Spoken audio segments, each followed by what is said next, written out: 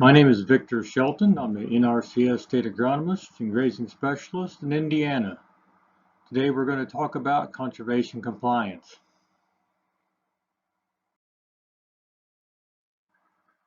Here's a list of a few things that we'll try and cover today.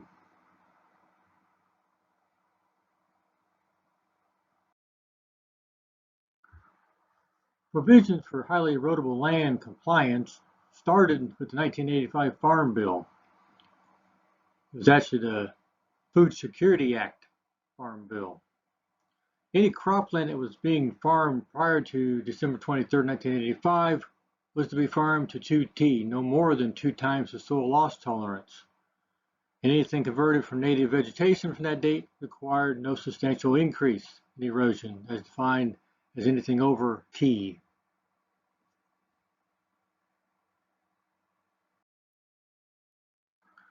On fields that were determined to be highly erodible, erosion such as sheet and rill erosion, ephemeral gully erosion, and wind erosion must be controlled. Classic gullies and stream banks and other types of erosion did not have to be under these provisions.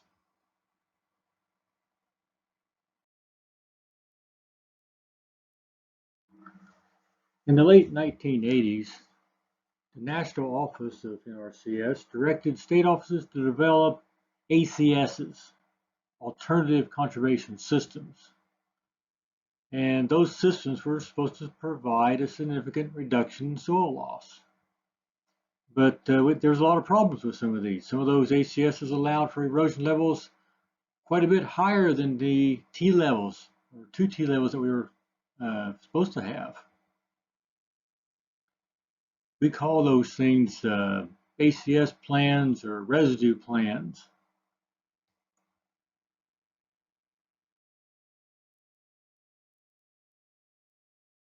We'll talk about how to handle ACS plans a little bit more in just a few minutes. Today, what real ACS plans are plans that have to be approved by the state conservationist because they are over 2T, 2 times the tolerable soil loss, but not over 4T.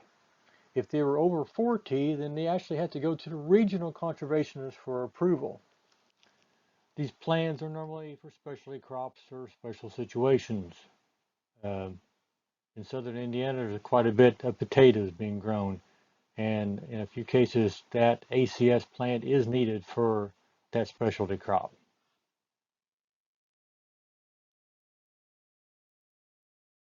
The 1996 Farm Bill was passed on July 3, 1996. This bill defined a substantial reduction in soil loss for sheet and rill and wind erosion as being 2 times 2T the tolerable soil loss for the predominant HCl map unit. It also includes wind and ephemeral erosion.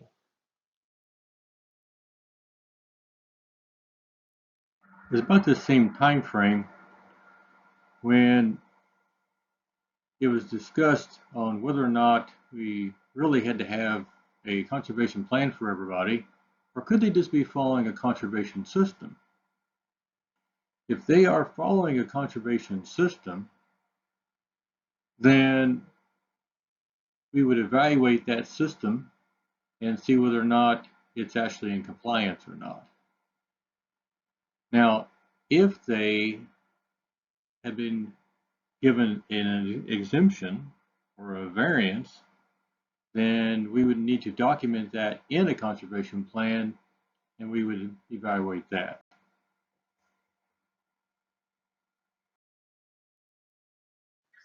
In 2015, the Office of Inspector General, OIG, reviewed HCl compliance plans and procedures in 4 different states. They found that ACS plans were still being written, and many were not within policy. ACS plans ended officially with the 1996 Farm Bill.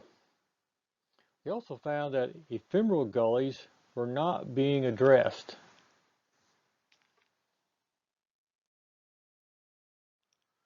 We've mentioned the soil loss of 2T, 2 times the soil loss tolerance several times already, but we need to go back and revisit one important factor. The maximum level of erosion allowed is somewhat dependent on whether the land was farmed prior to 1985 or after 1985. If it was farmed prior to 1985, then you can farm it up to 2T, 2 times the soil loss tolerance. If it was not farmed before December 23rd, 1985, and it is broke out of native vegetation after that date, then you're required to farm that ground at 1T, only 1 times the soil loss tolerance. So if you have a soil out here that has a soil loss tolerance T value of 3, that means if it's a sod-busted field, it needs to be kept within 3 tons of soil loss per year.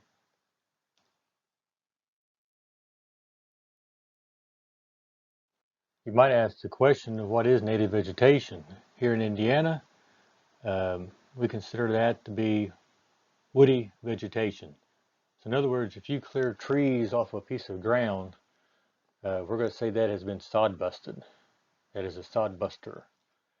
And that particular piece of ground will have to be farmed to 1T.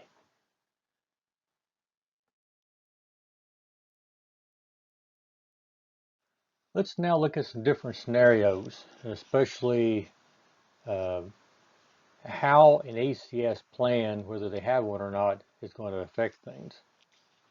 Now, if a producer has a copy, still has a copy in hand of an ACS plan, a residue plan that was written prior to July 3rd, 1996, and if they're in compliance still with this, they're following the residue amounts, and there's no wetland violations out there, then we're going to give them a pass on compliance. We'll make sure that we're measuring residue for this case and documenting it.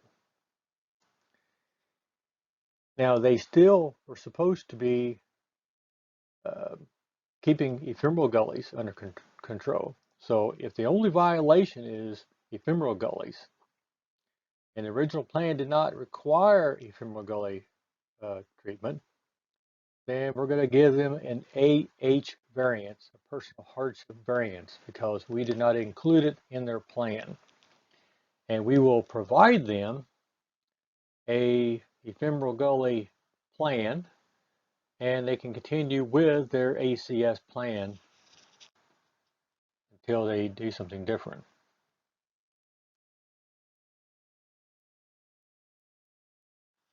For those producers that still actually have a ACS residue plan still in hand, and they can show you this, then they can continue with that residue plan as long as they continue to use that original system, or they revise that system to an equal or greater level of erosion protection, or a new owner or new operator accepts their approved system and continues to apply and maintain that system or its equivalent.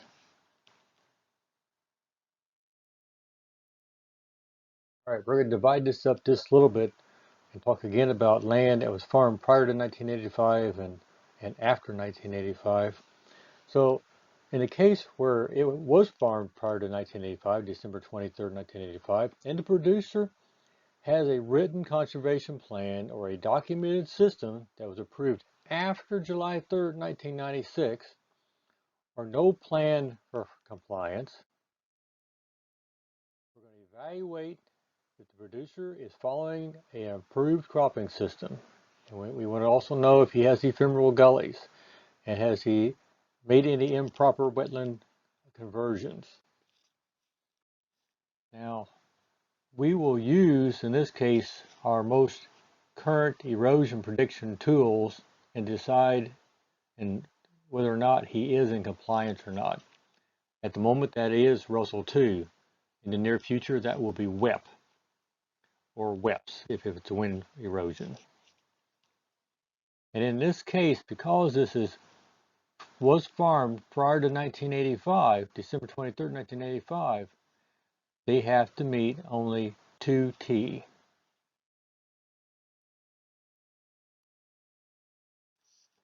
So if the crops in the tillage system that we put into Russell 2 or into WEPS results in less than 2T, and there's no ephemeral gullies out there, then this is going to result in a pass, and that's assuming no wetland violations.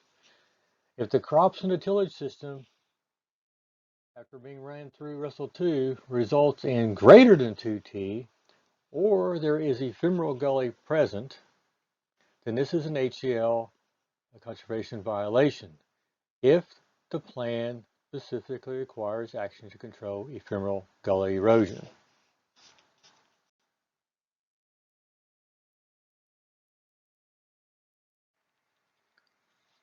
If the only issue is ephemeral gully erosion, and they are currently following a soil health management system, which would include continuous no-till and cover crops, and are actively attempting to control ephemeral gullies, and we're going to give them a UA using an approved system.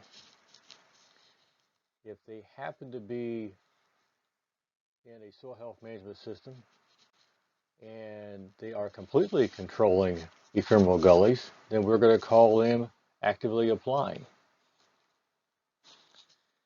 If the only violation is due to ephemeral gully erosion and the original plan did not require ephemeral gully erosion, then we're going to give them a AH variance because we did not have that in their plan to control the ephemeral gullies.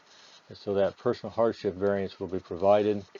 We'll revise their plans and we will revisit this field the following year.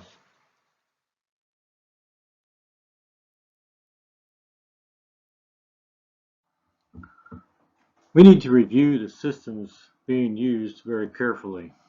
If we have a producer who's under 2T and actively trying to fix an ephemeral gully, such as drilling wheat heavily in the valleys and leaving it, we should call that UA, using a system.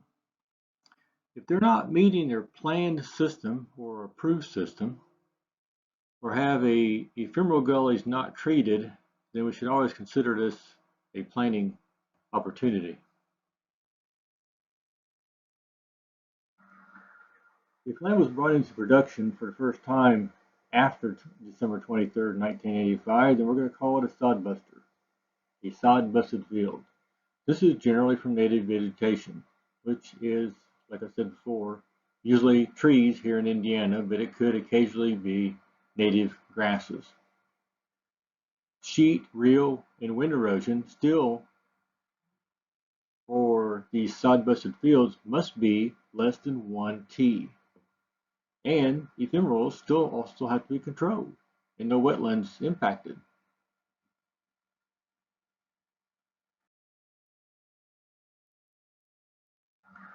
Discourage smoothing the ephemeral gullies does not fix the problem. We must stabilize those ephemeral gullies to be in compliance. And whether the soil leaves the field or not does not make any difference. It does not have to leave the field to be out of compliance. I think we need to remember, just fix it, don't disc it.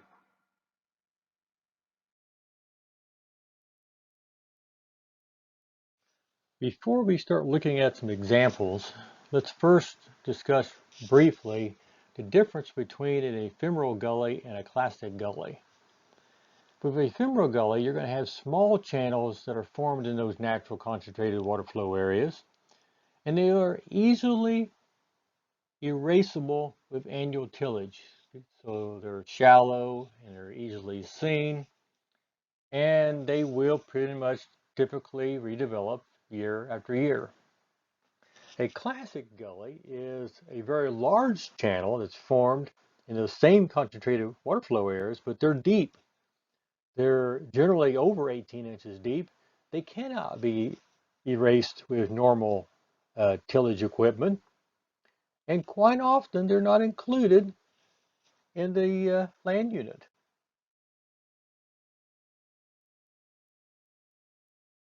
This is a picture of a Femoral Gully. As you can see, they are just small channels that are formed in those natural concentrated water flow areas. They are shallow and they're easily fixed with tillage equipment, but that's not the best way to handle these. We need to stabilize these areas, and we'll look at some examples here in a minute. In this picture, we see a classic gully. This type of gully are deeper channels that are not easily filled by normal tillage equipment and usually not even crossable at all. In 2017, we started using an addendum called the HEL Ephemeral Gully Plan. This is to be used with all new conservation plans and systems and revisions and new determinations, and also provided during any status reviews for anybody that may have not received the information previously about needing to control ephemeral gullies. We need to make sure that we are addressing sheet erosion, real, wind, and ephemeral erosion on all plans.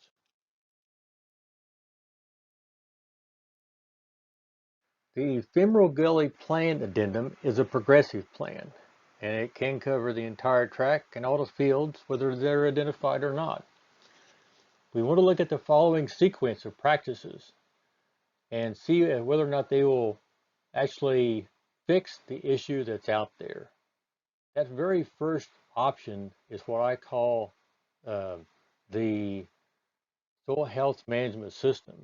They're using a no-till system. They're using cover crops, especially cover crops after a low residue crop, and that is doing a pretty good job of controlling those ephemerals.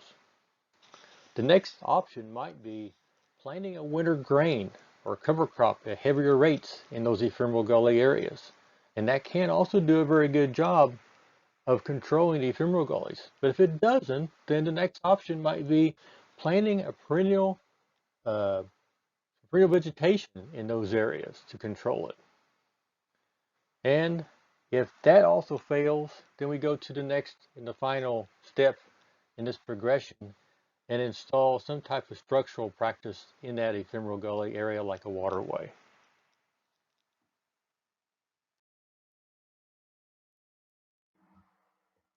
Now when it comes to doing compliance reviews, the type of plan that is present is going to make a difference on the type of review we do to a certain extent.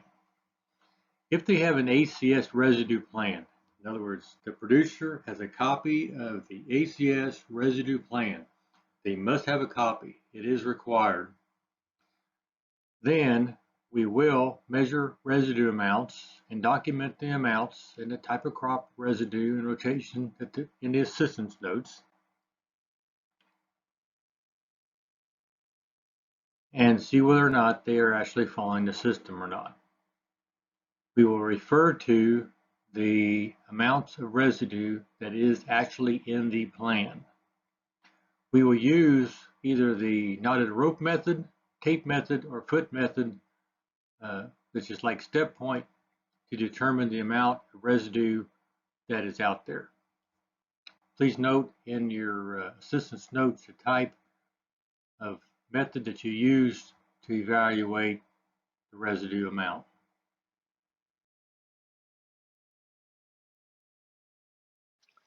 Most producers will not have an ACS or residue plan. So from these producers, we need to collect information from them and also review the plan if they have one and find out what crops are being grown, the crop yields, the tillage used and when it's being done, the cropping system or rotation. And for this type of plan, we do not measure residue. We'll take this information then and we will run it through Russell 2 or in very near future, WEP.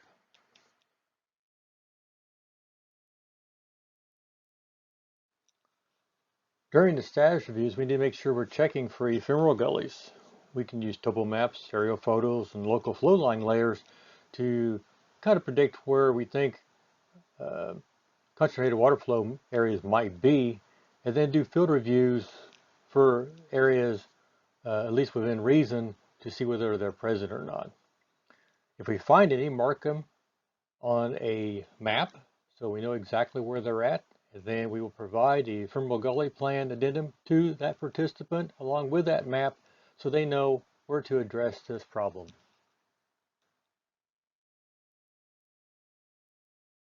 Let's look at this particular field. From a windshield view from the road, it's a little bit difficult to tell where ephemeral gullies may be present. Our biggest indicator from this point is seeing where they have drilled wheat or rye up some of these valleys.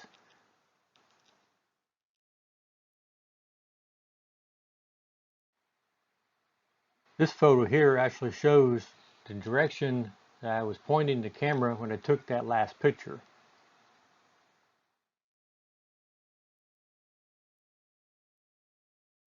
If we overlay this with a topo map, you're starting to get a little bit more of a picture of exactly what is out there. You can see a little bit of possibilities for some concentrated flow going north and south at the tip of that arrow. If you pull up the local flow line layer, then you really get a good picture of what's actually out there in the field, or very much, at least closer to what's actually out in the field. And now you can see where those concentration areas are really starting to form in every area that potentially could have ephemeral gullies in it.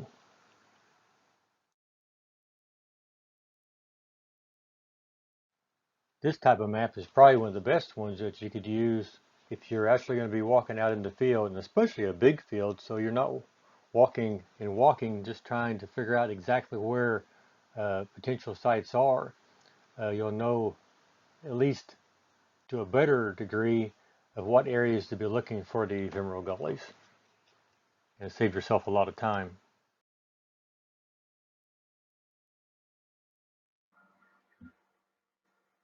If the field is HEL due to potentially highly erodible soils, and the producer is following an approved system, and we've labeled him either actively applying or using a conservation system, then go ahead and mark him with the appropriate AA or UA.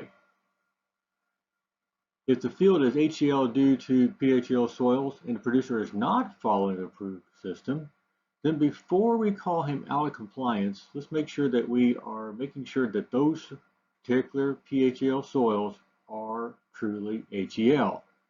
You can do this from either running the HEL tool in the office, or you can measure the slopes and determine if the soils are HEL in the field.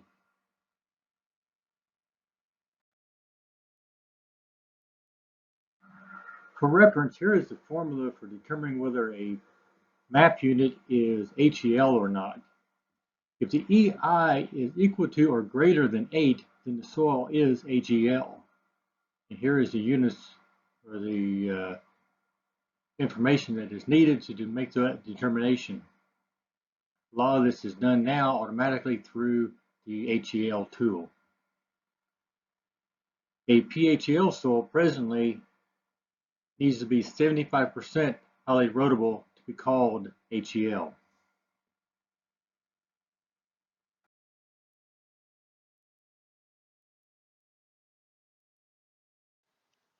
The following pictures are going to be only used as examples, and locations and our landowners are not noted.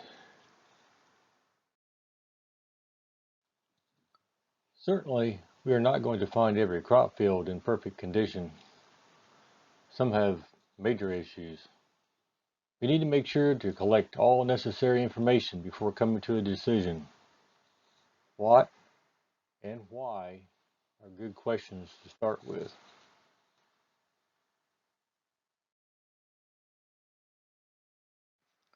This is not the best picture in the world, but for today we're going to assume that this field is HEL, and they are following their conservation plan, except they do have a femoral gully forming through this valley. And we're going to assume that We did not give them any type of technical assistance or include anything in their conservation plan for ephemeral gullies. So we will give them a AH variance, a hardship variance, for this status review. We'll then provide them the Femoral Gully Plan Addendum, and we will add this particular track back onto the status reviews to review next year.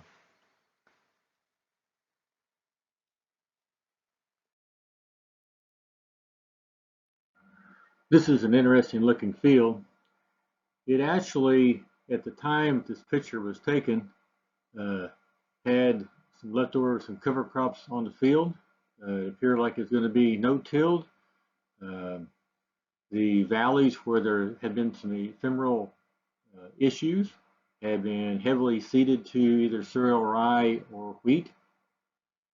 And so in this case, if they had continued with a soil health management system and no-tilled this field and with the cover crops in place, and they were actively completely controlling the ephemeral gullies, then we would probably call this AA.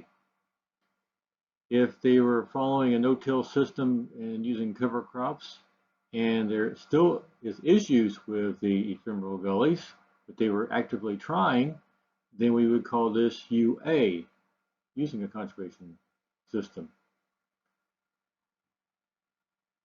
What actually ended up happening on this site is they came back and did some tillage. And if that tillage ended up causing the erosion to be over 2T, then he actually may be out of compliance. If it's under 2T still, and he has ephemeral gullies now, then we are probably going to give him the AH variance, the hardship variance, if he did not have the ephemerals addressed in his conservation plan before. So each one's a little bit different. You need to know the entire history.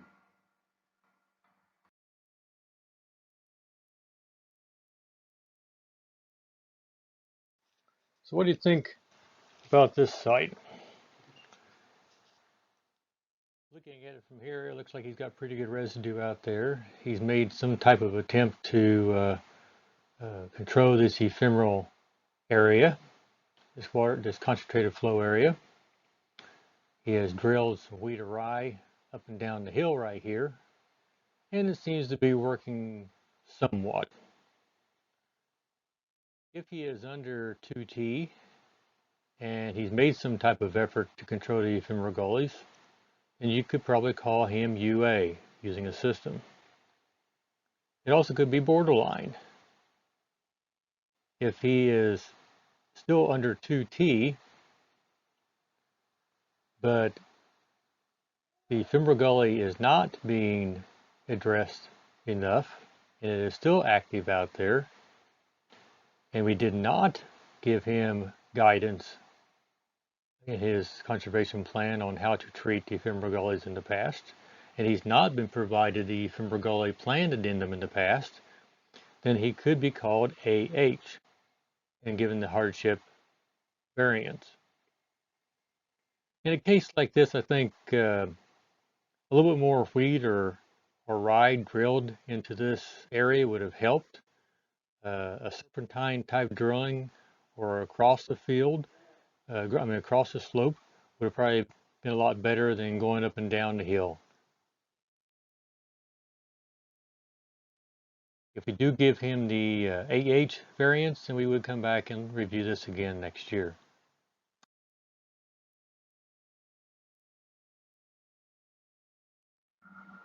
The first view of a field does not always tell you everything. If you first look at this field, it appears that the producer has gone out and has dished up some areas, and he has dished up some ephemeral gullies so he can plant across it. But the rest of the field was no-till planted right after that. Looking back at their conservation plan, you quickly find that they did not have ephemeral gullies addressed in their plan. And so, since he is less than 2T, he is following his conservation system. We will give him a AH variance this time for the Femoral Gullies, and we'll come back and revisit this field the following year.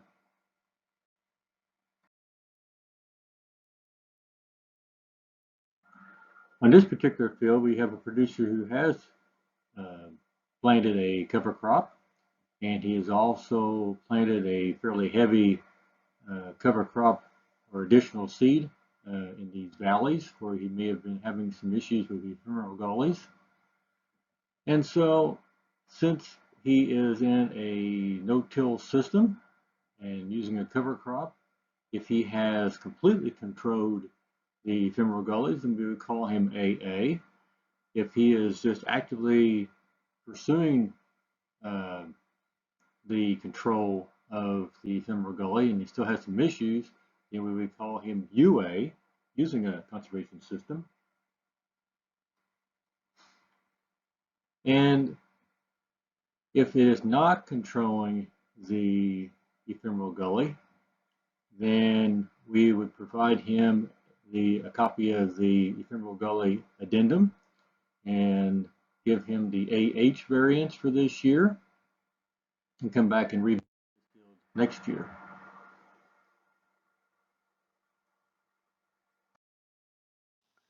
Here's a slightly different system. We have a producer who is no-tilling this field. The field itself is under 2T, and he has perennial grass strips where he has had some issues with ephemerals. So he is actively working to control the ephemeral gullies.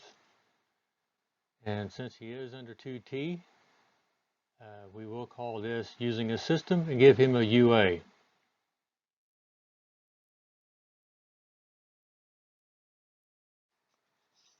In this field, the producer has used some cover crops, especially in areas where he thought he may have an issue, but he still has ephemerals. He did not solve that ephemeral problem, and I think he could have taken this another step further, and it's what he's going to have to do to actually control these ephemerals out here. But in this case, we have not provided him, again, with a plan that addressed the ephemeral gullies in the past. And so we will give him the Femoral Gully Plan Addendum and give him the variance, the hardship variance AH. And we will be back to check this field again the next year.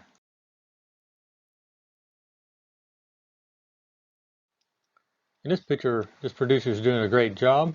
He has drilled wheat at a heavy rate up and down these ephemeral gully areas. If you walk out of the field, he has 100% control of the ephemerals, and there's no evidence of them at all out there. So if he's in a no-till system and with the cover crops and he has total control, we're going to call this AA, actively applying. If this had been a no-till system with cover crops and it still needed some work in the ephemeral areas, you know, and he's done some effort, but he still had some issues out there, then we would call this UA, using a system.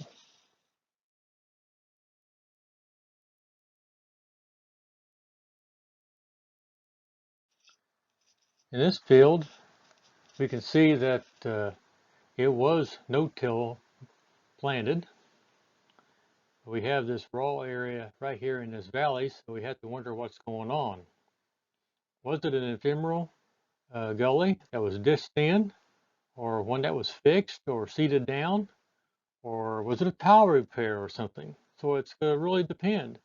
In this case, we need to talk to the producer to find out what's really going on before we make a judgment.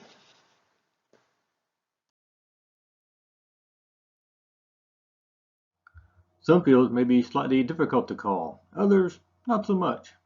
In a field like this one, we need to first review the plan, if they have one.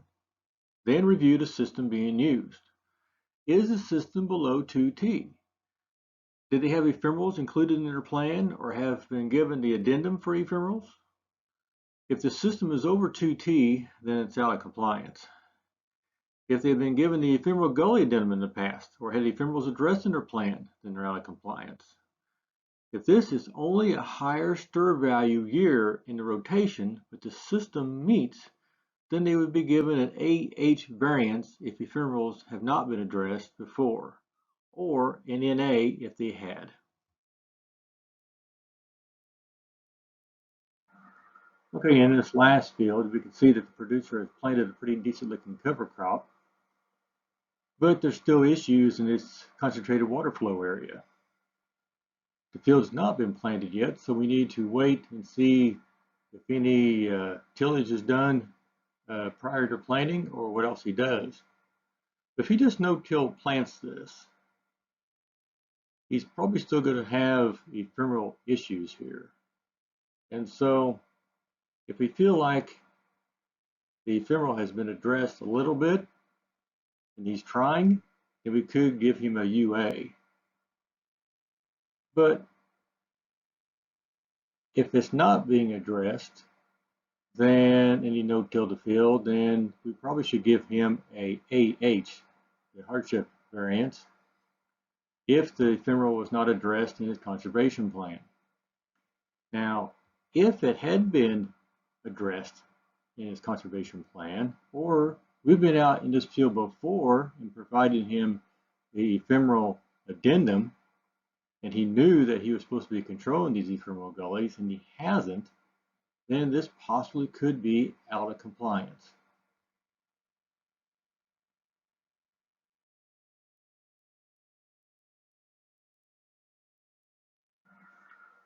This ends this segment of the status review and compliance training.